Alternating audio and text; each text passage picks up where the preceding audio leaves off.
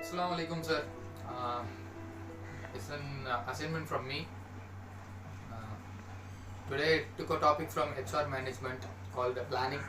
So planning is very important to everything. So in HR, what is the planning does?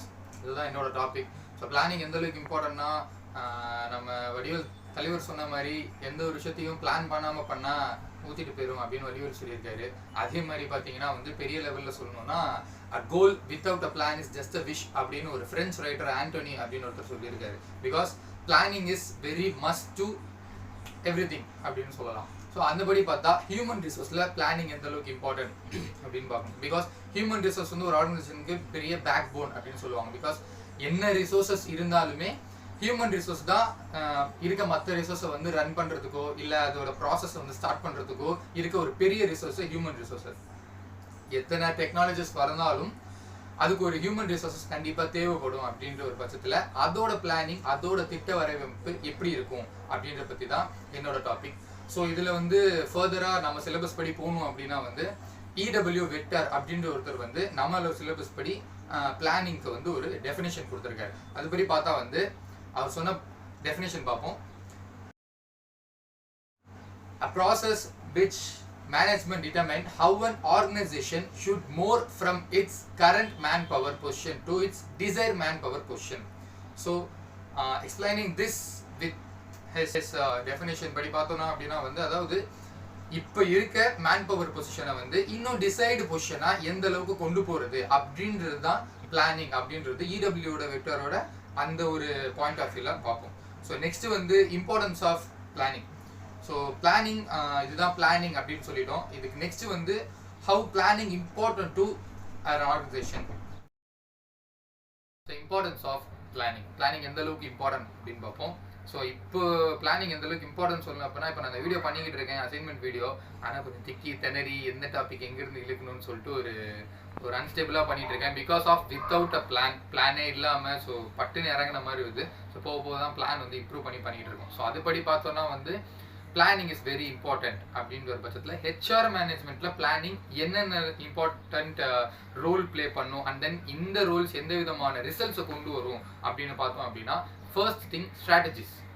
So ஒரு company அடுத்த லெவலுக்கு போகிறதுக்கோ இல்லை அடுத்த ஆப்ஜெக்டிவை fulfil பண்ணுறதுக்கோ இதுக்கு உண்டான ஸ்ட்ராட்டஜி பிளானிங் தான் டிசைன் பண்ணி தரும். ஸோ பிளான் இருந்தால் ஸ்ட்ராட்டஜிஸ் கண்டிப்பாக வந்துடும். இன்னொரு மேஜர் 2 பாயிண்ட்ஸ் என்னன்னு பார்த்தா, பிளானிங் பட்ஜெட்டை ஃப்ரேம் பண்ணுறதுக்காக முக்கியமான ஒரு ஃபங்க்ஷனாக பிளானிங் இருக்கும். while you get a plan you can get a better budget அப்படின்னு சொல்லலாம். ஸோ அண்ட் தென் இன்னொன்று இருக்க பிளானிங் ஹெச்ஆரில் இருக்க மிகப்பெரிய ஒரு ப்ளஸ் இம்பார்ட்டன்ட் என்ன அப்படின்னா, பிளானிங் வித் பிளானிங் என்ன அப்படின்னா அவாய்டிங் வேஸ்டேஜஸ்.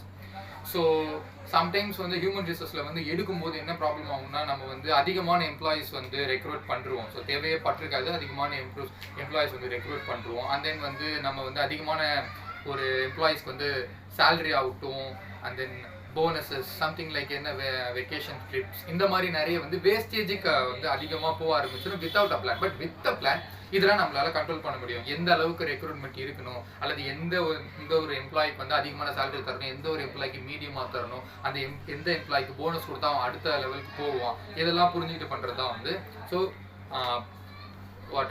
வேஸ்டேஜஸ் தவிர்க்கிறதுக்கான ஒரு பிளானிங். ஸோ இதுலேயே இருக்க இன்னொரு ஆப்ஜெக்டிவ், இன்னொரு பிளானிங்கோட இம்பார்ட்டன்ஸ் என்னன்னு பார்த்தீங்கன்னா ஹெச்ஆர் மேனேஜ்மெண்ட்டில் வித் பிளான் ஹெச்ஆர் மேனேஜ்மெண்ட்டில் உங்களுக்கு ஒரு perfect picture of the human resource of that organisation. இந்த பர்டிகுலர் ஆர்கனைசேஷனோட ஒரு பர்ஃபெக்ட் பிக்சர், எத்தனை பேர் இருக்காங்க, how about the employees, how are their minds, how are they work, what the process, what the objective, what they getting in their projects, everything is done with the planning அப்படின்னு கூட சொல்லலாம். Importance planning இருந்துச்சு அப்படின்னா இந்த விதமான நிறைய results நம்மளால go through பண்ணி கற்றுக்க முடியும்.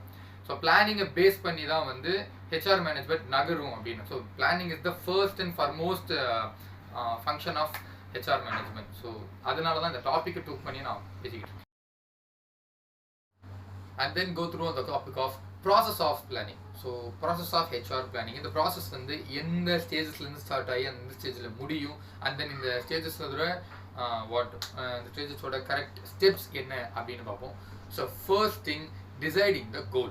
இதுதான் ஃபர்ஸ்ட் பாயிண்ட். அதாவது எந்த ஒரு பிளானிங் ஆகட்டும், first set first stage of planning வந்து first setting a goal where we want to succeed, where we want to go, where we want to where we want to achieve.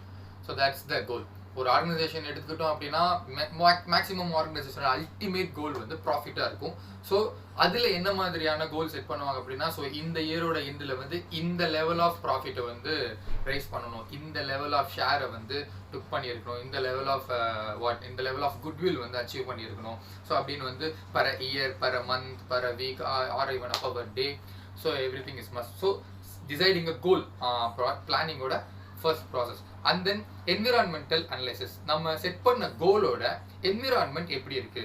So நம்ம வந்து இப்போ வந்து ஒரு for example we are decided to do we are in a motorcycle company, so we are decided to sell 1,000 motorcycles in a year. So we have to analyze the environment, how the environment is involved with the motorcycles, like என்ன models போய்கிட்டு இருக்கு, and then என்ன requirements வந்து people கிட்ட இருக்கு. So usually people தான் by பண்ண போறாங்க. ஸோ என்ன ரெக்யூர்மெண்ட்ஸ் பீப்புள் கிட்ட இருக்கு, அவங்க எந்த மாதிரியான டிமாண்ட்ஸ் எதிர்பார்க்குறாங்க, ஸோ எந்த மாதிரியான மாடல்ஸ் எதிர்பார்க்குறாங்க, இதெல்லாம் வந்து தெரிஞ்சுக்கிறதா இருக்கும். Because we have the goal of selling a motorbike, so we have to study about motorbikes with the environment. So it's must.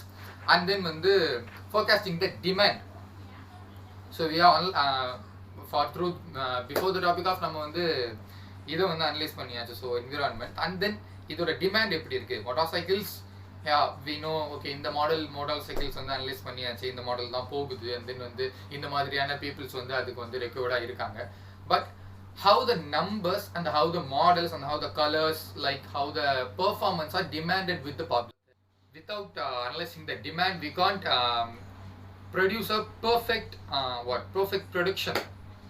நம்ம வந்து ஒரு பெர்ஃபெக்ட் வந்து என்ன சொல்லுவாங்க, நம்பர் ஆஃப் ப்ரொடக்ஷன் பண்ண முடியாது, அதிகமான வேஸ்டேஜஸ் ஆக ஸ்டார்ட் ஆயிரும். ஸோ நம்ம முன்னாடி பார்த்த மாதிரி வந்து வேஸ்டேஜை தவிர்க்கணும் அப்படின்னா வந்து இந்த டிமாண்ட் அனலைசிங் வெரி இம்பார்ட்டண்ட்டாக இருக்கும். பிகாஸ் என்ன டிமாண்ட் போய்கிட்டு இருக்கு, இதை தெரிஞ்சாதான் வந்து நம்ம அடுத்தபடியான ப்ரொடக்ஷன் வந்து ஸ்டார்ட் பண்ண முடியும். So forecasting a demand is very important. இது ஒரு process. And then forecasting a supply. After analysing the demand we have to produce a product.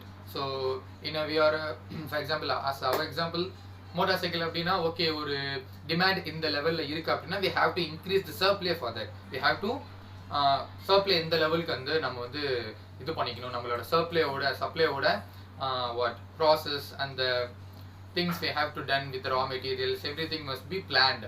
So இதுதான் வந்து சப்ளை. டிமாண்டை பேஸ் பண்ணி சப்ளை வந்து நம்ம வந்து அதிகம் பண்ணணும். And then end of the இது வந்து balancing the demand and supply. Balancing the demand and supply is very easy.